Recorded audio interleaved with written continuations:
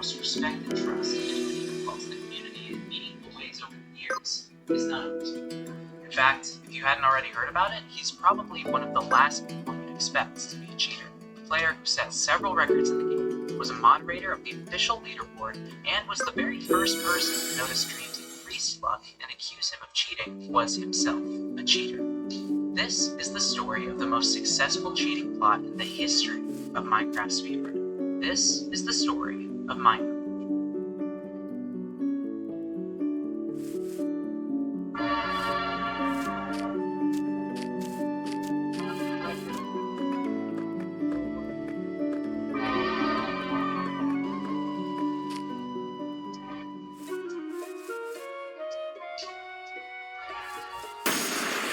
Before we get into all that, let me tell you about the sponsor of today's video, World of Tanks. I don't know about you, but I often sit in my room wondering what's missing from me. And quite often, the answer is tanks. In World of Tanks, there are over 600 different types of tanks, including destroyers, artillery, light, medium, and heavy tanks, so there's always a new way to play. You can also upgrade a Front-Fire tank by earning experience, so you'll have the power to fight any challenge that comes your way. Once your tank is ready, there's no shortage of places to drive it. With over 40 arenas for both open and deserts, climb steep hills, sneak through forests, and play in urban and industrial zones as well. The historical inspiration means the game has authentic tank models and vehicle characteristics that make you feel like you're really inside the tank. And the best part, the game is totally free to play. So if you ever feel like blowing something up, and let's be honest, we all do, go join over 100 million other PC gamers and download World of Tanks to the first link in the description. Once you're registered, use promo code TANKMANIA to get a free 7 day, now 250,000 credits, premium tank Excelsior, and 3 rental tanks for 10 days. That's code TANKMANIA through the link in the description to get all these benefits and start tanking through the competition. Thanks again to World of Tanks for sponsoring us, and now let's get into the video. We're going to break down the specifics of the cheating of Minecraft, or Eric as we're going to call him for the rest of the video, but I'm also interested in why. Why do cheaters cheat? For attention, for accolades, for money, or are they just trying to create a feeling of accomplishment and self-worth? However shallow it might be, whatever the reason happens to be, cheaters have existed in almost every competitive setting in human history. There's a good chance you've cheated, or tried to, in something in your life. Cheating isn't even always a terrible thing. You never want to be cheated personally, but say someone who needs to feed their family profits off of a casino that's raking in cash online. Is that such a bad thing? Of course, when it comes to Minecraft speedrunning, cheating doesn't benefit anyone except the cheater. Because of its popularity, Minecraft has dealt with more than its fair share of cheaters over the years, and in that time we've learned a lot about who cheaters are. The stereotypical image of a cheater is someone who sort of comes out of nowhere, shoots up the leaderboard, and gets a world record way faster than you would expect a new player to. But the most successful cheaters that we know of have come in a different form. Players who have played the game genuinely for a while, gained trust and respect in the community, and even have trust and respect of their own for others in the community, but decide that the prospect of a world record is just too much to pass up. Floby was one of these players, repeatedly getting top times, presumably building towards a world record before his house of cards came crashing down. But his faked runs consisted of a few good runs, none of them world records, over the course of a few months. Nothing we've seen to this point even comes close to the magnitude of Eric's cheating. And while these models of cheaters are people who are motivated by the clout and opportunities that come from a world record, the subject of this video is a different case. Let's learn a bit about him. Eric was always an important figure in the Minecraft speedrunning community. He set many world records over the course of 2.5 years, was a member of the leaderboard moderation team for a time, and of course was the one who initially called out Dream on his suspicious luck in speedruns. While he's best known for his world records on set seed runs, where runners play a specific seed that they've practiced and ran before, Eric's first world records came on random seeds that he was playing for the first time, where he set several co-op world records with another player, Nice Twice. Nice Twice is important to this story beyond just these co-op runs, but we'll talk about him later. Soon after he started setting co-op world records, Eric made an important contribution to the speedrunning community, publishing a video tutorial on how to one-site, which is the fast method speedrunners use to kill the Ender Dragon. This video is how I, and plenty of speedrunners who are actually good at the game, first learned to one-site. So, it's not like this guy was necessarily just in it for personal gain. He also contributed to the community. That's important to remember as we move into the details details of this cheater and what exactly he did. As we touched on earlier, something that set Eric apart among speedrunners, cheating aside, was how much experience he had in all facets of the game.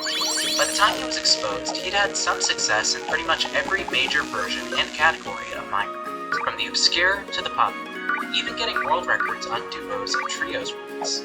However, the first domino which would send his speedrun empire toppling fell during a run in perhaps the most classic of categories.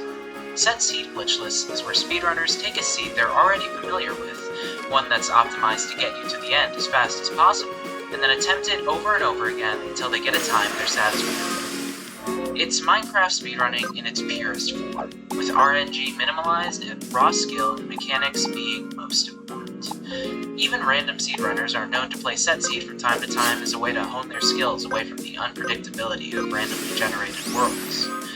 That said, Minecraft is an inherently random game, and even on a set seed, not every variable can be controlled. At least, not really. In September of 2022, Eric decided to stream some 1.15 set seed runs using the optimal seed at the time, which spawns the player in a tiger village. On this seed, you take obsidian from the village chests to build 2 portals, one to enter the nether and one to exit the nether into the stronghold. Now, despite the fact that the world itself is unchanged every time you play, the chests are in the same locations and so forth, the chest loot can vary, which is where the element of randomness we were talking about comes in. In order to get enough obsidian to build 2 nether portals, there has to be at least 20 blocks total for blacksmith chests. Obsidian has a 25% chance of generating at all, so there are only going to be about 1.46 obsidian per chest on average. If there's enough obsidian to build a portal, it's a really efficient way to travel to the stronghold, but as you can imagine, runners usually lose a lot of time resetting suboptimal. Eric had no such problem during his 37-minute run. He found, well, a lot of obsidian, and was getting pretty consistent nether entries to the point where even nice runs commented on how abnormal it was. There's another entry. Yep. Clearly, he was getting very good loot, and reviewing the footage made it clear just how good that loot was. Over the course of 37 minutes, Eric opened 290 total blacksmith chests and found a whopping 760 obsidian. About 2.65 obsidian per chest compared to the expected 1.46. An increase of about 1 obsidian per chest might not seem too crazy, but over such a large sample size, it's more than just pretty looking. It's 1 in almost 28 billion. Reasonably, at this point a lot of people started to assume something was up, but as many YouTube commenter or Twitch chatter will tell you, you can, in fact, get lucky. 117 billion humans have lived over the history of our planet. Obviously, someone was going to come across some godly blacksmith sooner or later. That person wasn't Eric, though, because before long, Strat developer Matthew Boland came out with some pretty damning evidence. There are over 281 trillion different ways that the items in blacksmith chests can be arranged in Minecraft, and Boland used software to go through every single one of these combinations. As it turned out, 2 of the chests Eric had opened on the recording didn't match any of these combinations. The items were arranged in a way that is literally impossible for vanilla Minecraft, taking us from near certainty to proof positive that he had cheated by modifying chests. This was a shocking revelation, to say the least, for the Minecraft speedrunner. Given Eric's years of experience and prominent position on the mod team, all of his built-up credibility being washed away. The question in this video was just how deep the deception was, and as soon as the cheating news broke, a lot of eyes went back to one run in particular. That we'll have to go back to October of 2020, when something happened that nobody at the time really knew how to explain. Eric was playing some SSG runs on the 1.16 Dolphin Sea, where runners grab obsidian from a village blacksmith, swim across a body of water to open a portal, and then travel to the end near the nether. After managing some quick nether entries and mastering the route to the stronghold, Eric gets to the end, and the dragon emerges fast. Like, really fast. At first glance, it didn't seem to make sense, but some theorized that there was a possibility such a fast approach could have been caused by a rare glitch. This, plus the fact that we just didn't know as much about the inner workings of the game as we do now, meant that nobody was too suspicious. Eric messed up the one side plenty, so the run was probably under less scrutiny than a completed world record. And to help his case, he had no history of cheating. Of course, looking back at this run, Eric no longer has that benefit of the doubt. The biggest element of luck in Senseed runs is the dragon punch. The dragon flies in the middle of the island, allowing speedrunners to kill their friends. The amount of time this takes is mostly out of the runner's control, and world record contenders in Senseed glitchless need some of the fastest dragon perches that are possible in the game. Basically, the way perching works is that the dragon pathfinds through the end using a series of invisible nodes above the ground. Once the dragon gets within a 30-block radius of a node, it can continue on to the next one in its path. Once the path reaches the center of the end, the dragon can perch in the exit point. The fastest perches you'll see when the dragon takes a 2-foot path, and that's what it seemed to do in Eric's run. But on closer inspection, the perch was faster than should be possible given what we know about the game. The dragon would spawn and fly 128, fly down towards the first node, then change direction towards the next node before it had gotten within the 30-block radius. Other runners tried for months to replicate these perches. Figuring out how to get the dragon to fly down this quickly would be a major time-saving breakthrough. But, of course, they never achieved anything like it because it just wasn't possible. Eric had been using a data pack to alter the dragon's flying behavior, not merely increasing the odds of good perches, but inducing perches that would be straight up impossible in the normal game. He'd also been using that same data pack to alter dolphin spawns in the body of the village of the river, giving him increased chances of a swimming speed boost, and thus better reset efficiency. Clearly, changing the blacksmith loot tables was not a one-time ploy with cloud or intention. Eric had a pattern of cheating in Minecraft's most competitive speedrun categories going back at least 2 years, and it was soon discovered that the scandals went even further back than that.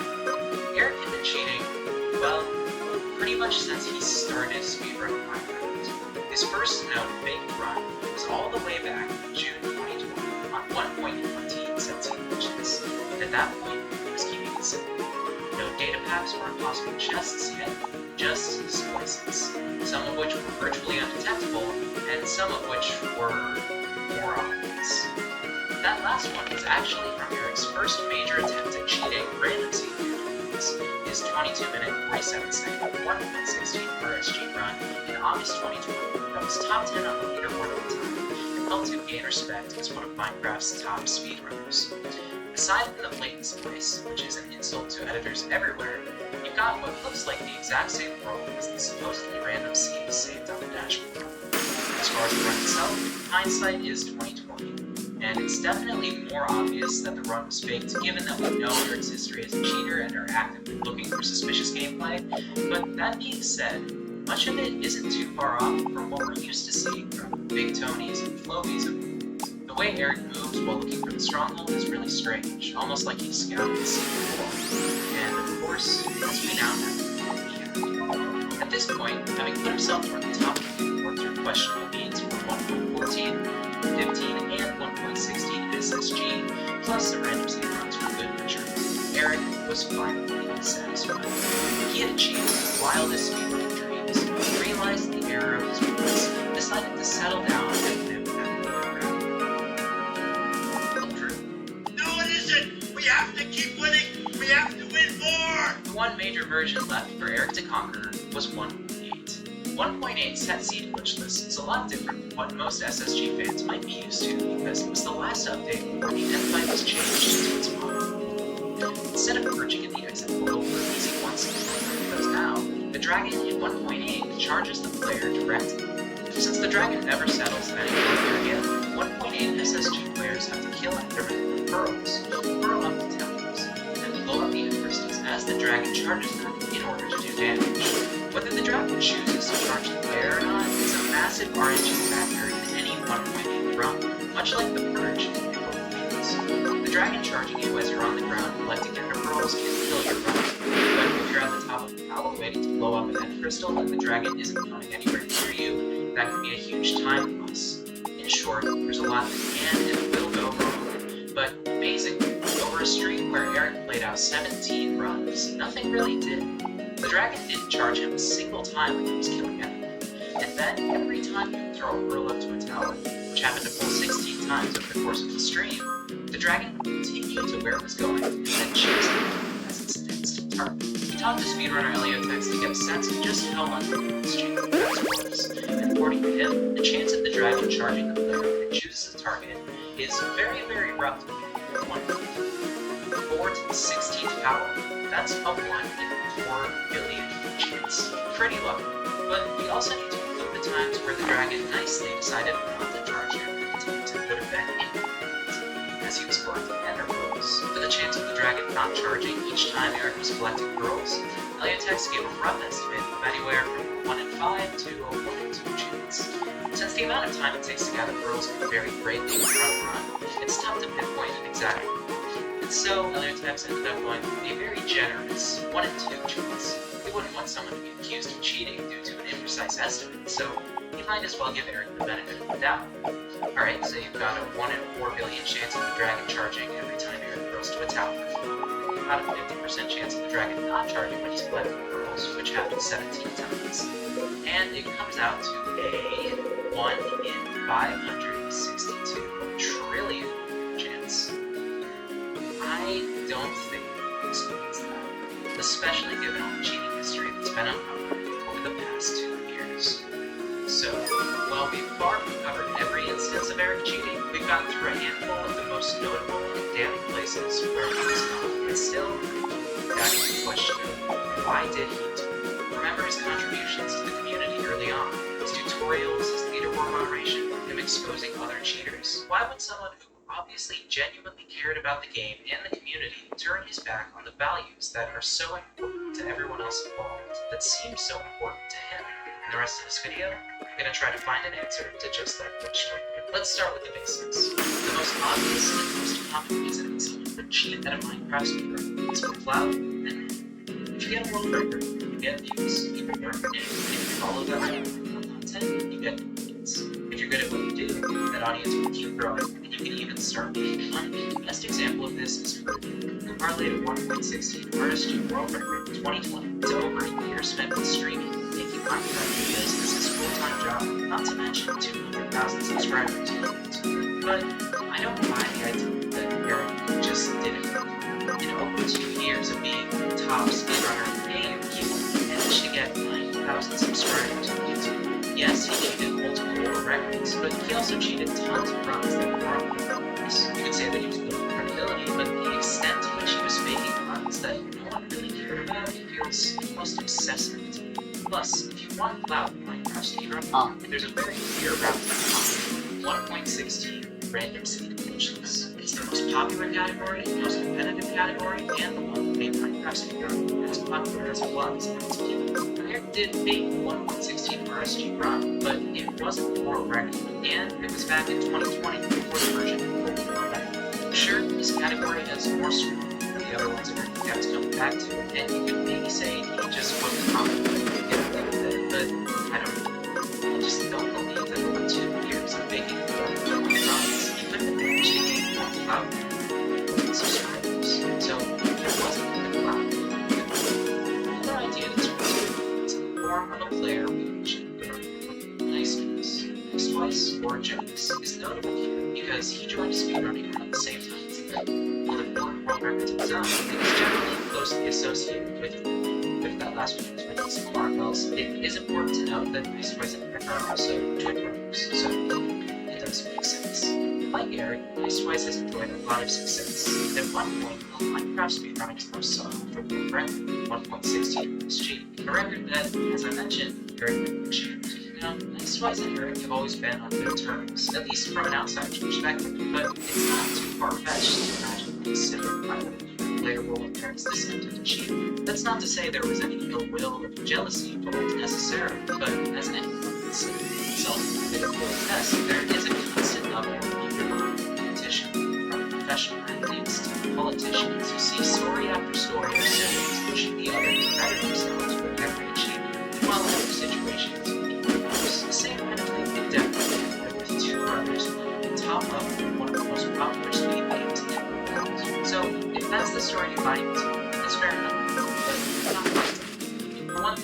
Eric and Jonas throughout their careers haven't even focused on the same runs. Jonas has been largely a random seed player, and Eric a set seed player, so that competitiveness wouldn't have directly stemmed from getting better talents.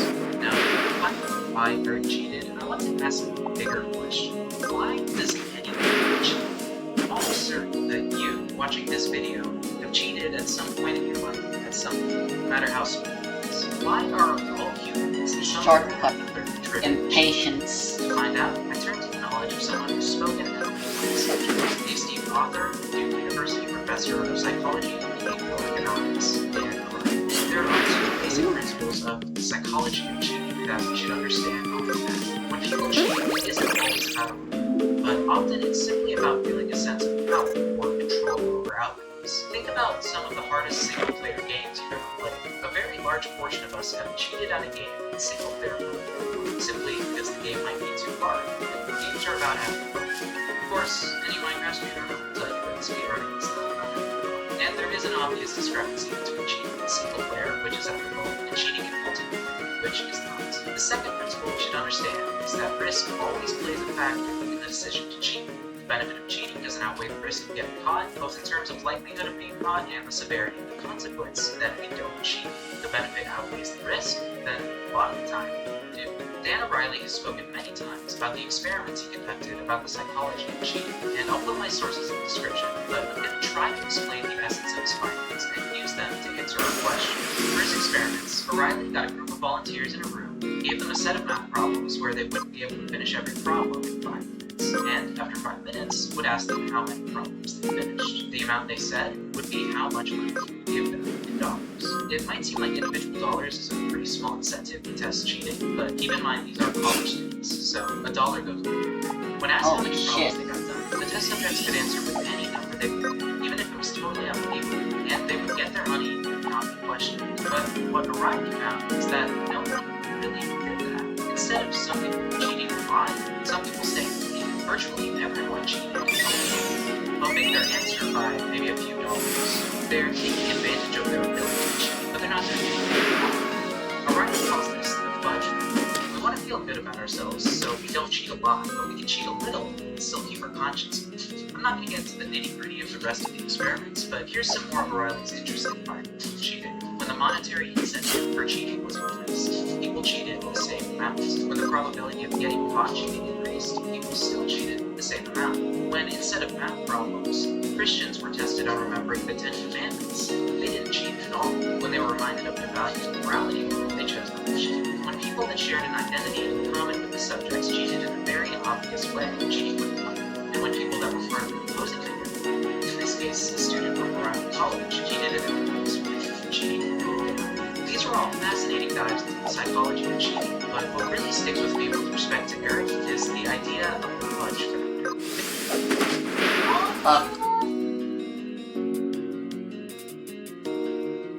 The idea of the fudge factor. Maybe the reason that he never faked one of the highest profile skills is because it was too much for his conscience.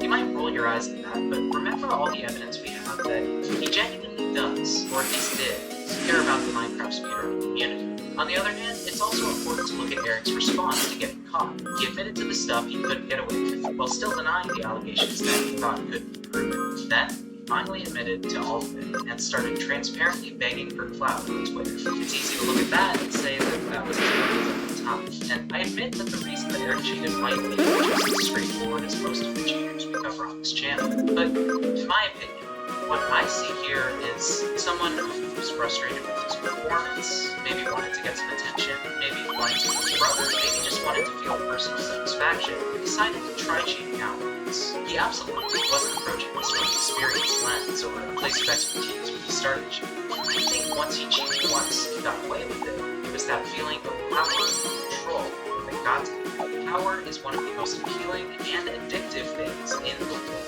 And for as long as he didn't get caught, there was a little voice in Eric's head urging him to do it again, or to go even farther. I think that even if there had been no incentive at all, no clout or records to be gained by continuing to cheat, Eric still would have done it.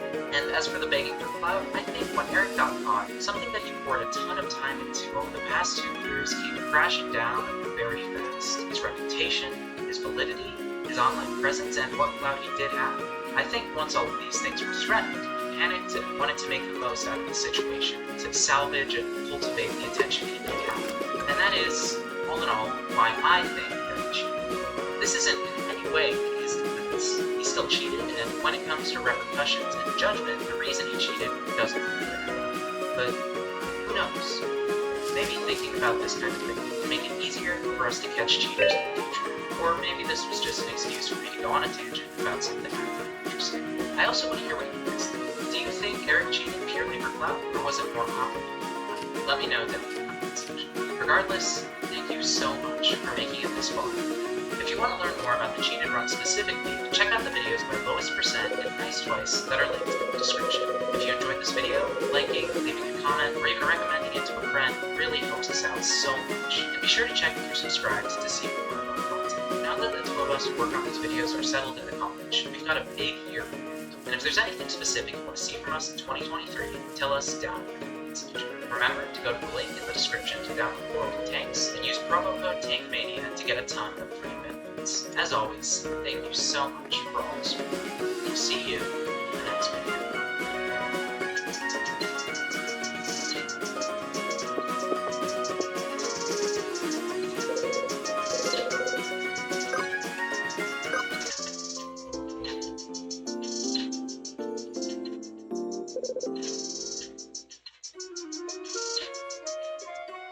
Minecraft is the most popular speedrunning game in the world. But despite strict rules and a dedicated team of mods, it's always been a struggle to identify the occasional faked run. Runners play in their own homes on their own computers, so it can be extremely difficult to acquire absolute proof one way or the other when it comes to cheating. So when a runner got it right, and nothing seemed too fishy on the surface, one potentially cheated Minecraft world record set not too long ago was able to fly under the radar. But when this runner's friend decided to double down and go for the glory, well, they flew too close to the sun. This is the story of a pair of runners who momentarily fooled an entire community and almost got away with it. This story starts with a runner whose name might be familiar, ODs. Who's ODs? ODs nuts.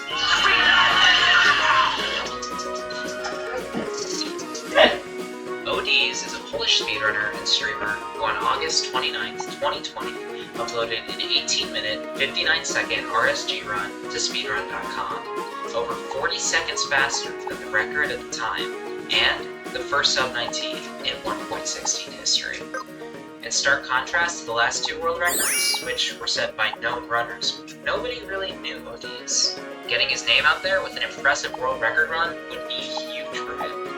But at the same time, his small size meant he had nothing to lose.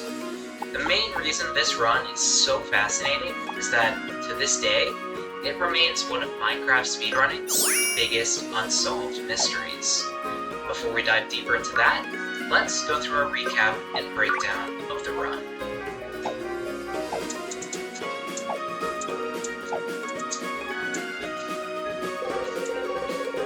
The strategies looked very different back in the day. Not only did Hypermodern not exist yet, but the first world record to use nether travel, DMAX's 1726, wouldn't happen for another 3 weeks. So, when OD spawns in a savannah and spots a desert village nearby, that's all he needs to get going. After digging down for stone tools, he enters the village at 1:10, where he'll grab 6 beds, plenty of bread, and kill the golem. The golem drops 5 iron, which is all he needs, and the blacksmith gives him 2 gold, which nowadays wouldn't matter, but since he's going to be doing the classic method of mining gold ore in the nether and trading it 1 by 1 with piglins, instead of going to a bastion, he'll take every ingot he can get. What happens next may look more familiar to the modern viewer, as instead of a lava pool, he finds a completable ruined portal, and it even has a looting one sword. To be clear, this in no way contributes to any suspicions that he was cheating. He got lucky, and it would be silly to accuse him of cheating based on this. Although his portal is lit at 340, because the ruined portal spawns with gold block, he heads back to a cave to make an iron pickaxe, and after a brief delay to fight some skeletons, he gets his gold block and enters the nether in 5 minutes and 8 seconds. He quickly spawns another fortress, and after digging some over the gold, he's in at 550. Little bits of movement like this demonstrate good mechanics, and that's one of the better arguments in Odysseus' favor throughout the run. He looks and plays like a top runner. His movement is smooth, but it doesn't look practiced. Of course, we're going to need a lot more than the eyeball test to draw conclusions about this run. With the help of his looting sword, he gets 7 blaze rods and 6 kills, and leaves the fortress at 740, where he immediately spots a piglet to trade with. After trading about a dozen gold, he's got 12 pearls, and he heads back to his portal and returns to the overworld at 945. Now, all that's left is to triangulate the stronghold, which without nether travel probably takes longer than you remember. He heads through deserted plains, then stops to kill some sheep, since at the time, a 6-bed 1 cycle was considered pretty risky. With 8 beds, he hits the ocean, which lasts for 3 minutes before he's got to travel over even more land. With a huge stroke of luck, the second eye he throws after reaching land points down. While the strategy of finding the 4-4 coordinates in the chunk of the starter staircase weren't around yet, Odysseus luckily still digs into it. After some not great stronghold navigation, he enters the end at 1640. After a painfully slow east-west perch, he has to use all 8 beds in his hotbar, but manages to 1 cycle the dragon, barely clutching out the sub-19. Like we said earlier, there's nothing particularly incriminating or even suspicious about Odysseus' run on the surface. Some top runners and verifiers found it strange that Odysseus had improved from a 30-minute PB to the world record in less than a month. But in general, it doesn't seem to be anything more than a small runner who got some lucky RNG and took advantage. But just a week after Odysseus' record, well, things got interesting. On September 7th, another small Polish runner emerged from the shadows to claim the world record. This run had an in-game time of just 18 minutes and 24 seconds. It's common knowledge that all Europeans know each other, but what was interesting was that this runner, Kieran, and Odysseus were actually very close friends. What was even weirder was the way Kieran's PB progression matched Odysseus down to the minutes, improving from over 40 minutes to the supposed world record in a matter of weeks. The whole situation seemed fishy from the start.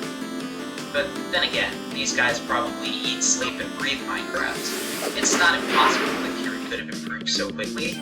We should at least watch the run before we judge. Maybe he's actually pretty skilled. What is he doing?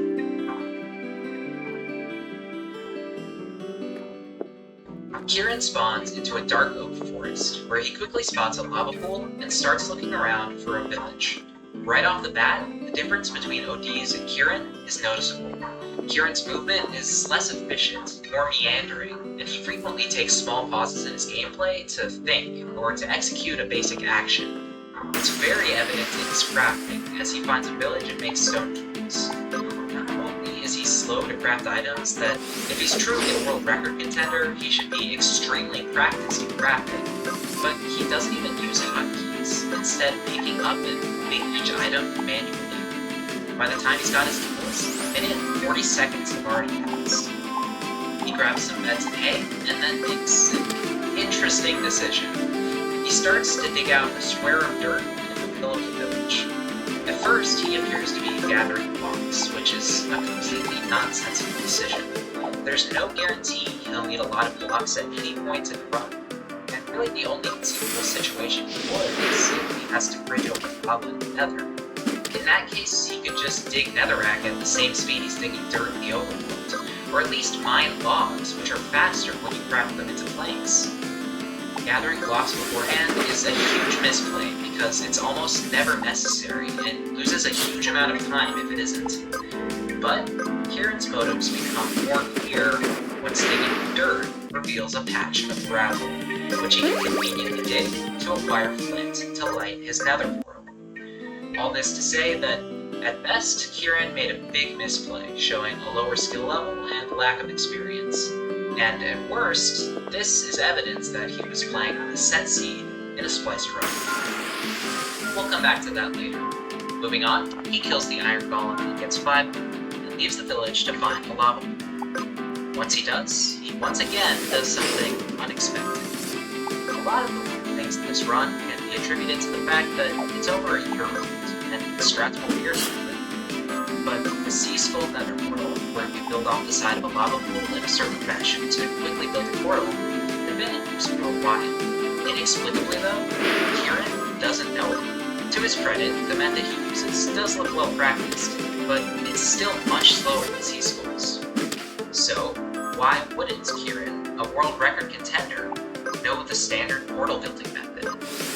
When you're new to speedruns, the first step to learning a game is to watch other runners play it. And it's simply not possible that Kieran watched Minecraft speedruns in 2020 and didn't see people using this method of building the portal. On top of that, not only is Kieran's method slower, it's more complicated, meaning it wouldn't make sense for Kieran to see the Sea Skull method and choose to learn this other one. How does a runner become a world record contender without learning standard strategies? Logic seems to point us to one conclusion. He didn't become a world record contender naturally, and his true skill level is not that of a world record contender. Now that I'm done competing in the Olympic long jump to conclusions, let's walk it back a step. This obviously doesn't prove he cheated, but it is another very weird aspect of the run to keep in mind. Kieran enters the Nether at 4 minutes, and to be honest, there's not very much to critique in this part of the run, because the Nether was so simple at the time that there wasn't much to mess up. He spawns with a fortress right in front of him, but decides to try to get the gold trading out of the way first. Playing the fortress first would be a more linear and efficient progression of the run, but trading the gold first gives greater reset efficiency, since you still need a lot of luck for the run to continue past the bartering phase. Either decision is defensible.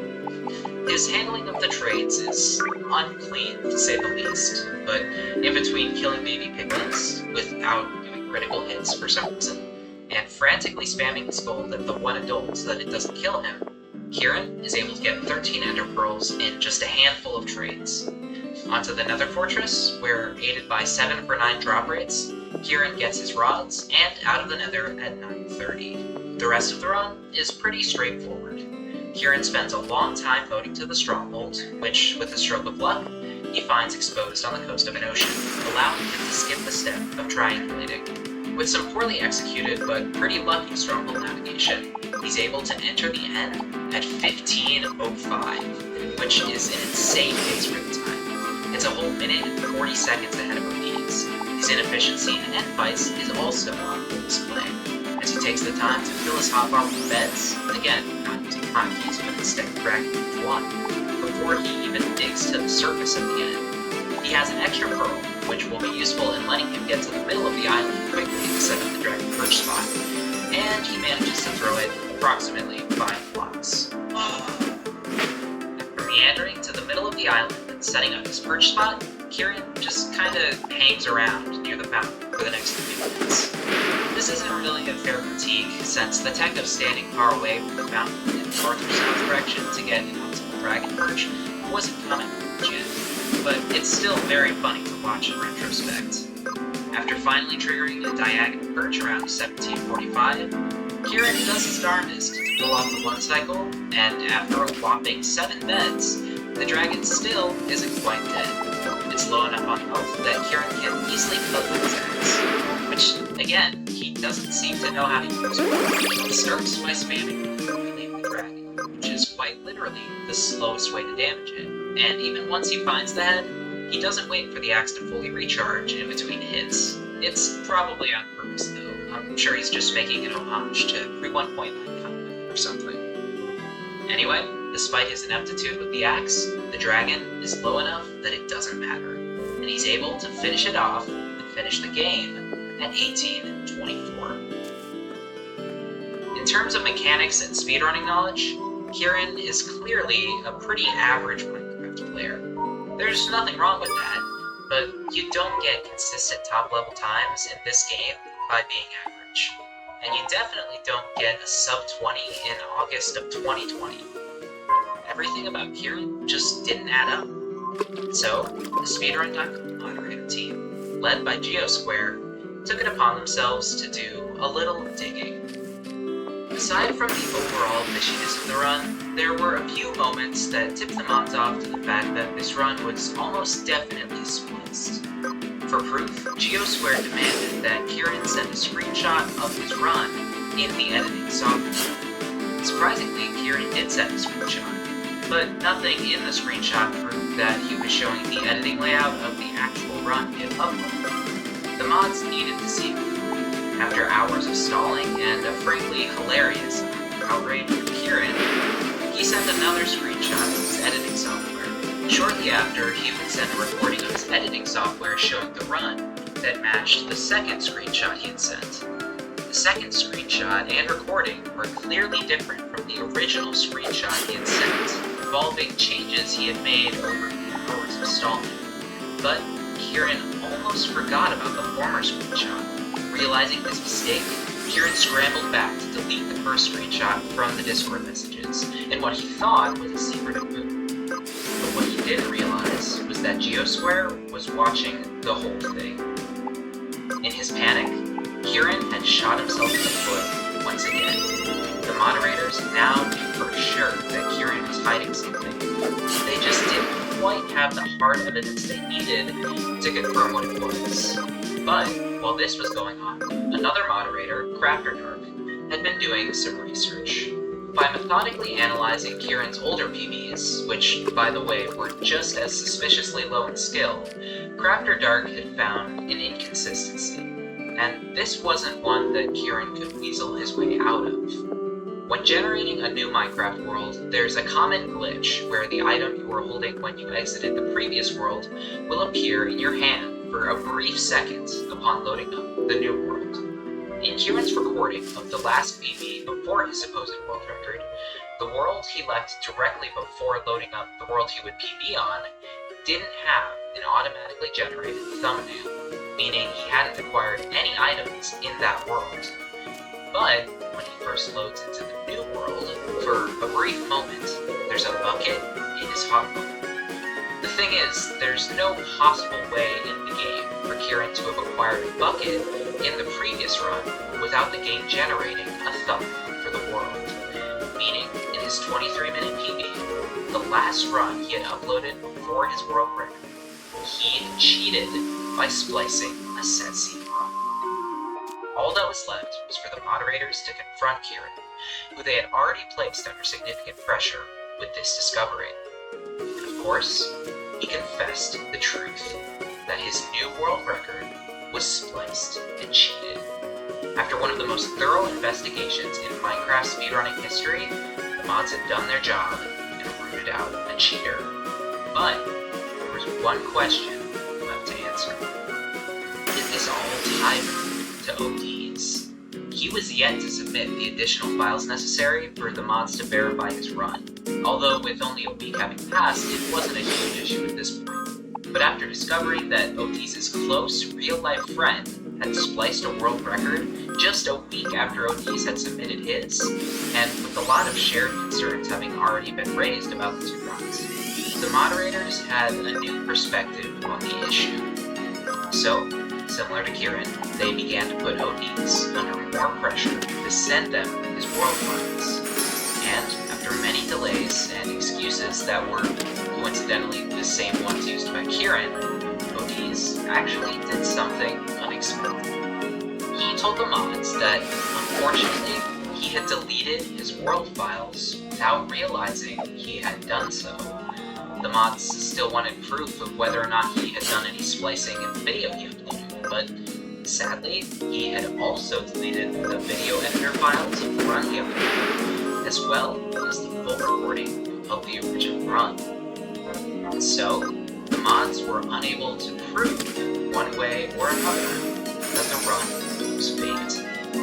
There's plenty of reason for suspicion given Otis' connections to known cheater Kieran, But it's also important to keep in mind that OD's gameplay was legitimately much better than Kieran's, and no hard proof ever came up about any of his past runs being fake the way they did with Kieran's past runs. At the end of the day, you can draw your own conclusions, but it's impossible to know for sure. If it wasn't faked, OD's made an unfortunate mistake that led to him never being able to officially hold the world record he had earned. But if it was faked, he came about as close as we've ever seen to getting away with it. As it stands, this remains one of the biggest unsolved mysteries in Minecraft's speedrun history.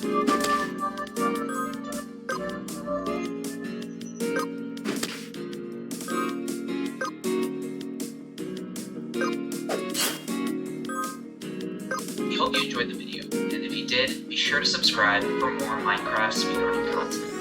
Thanks for watching, and as always, see you.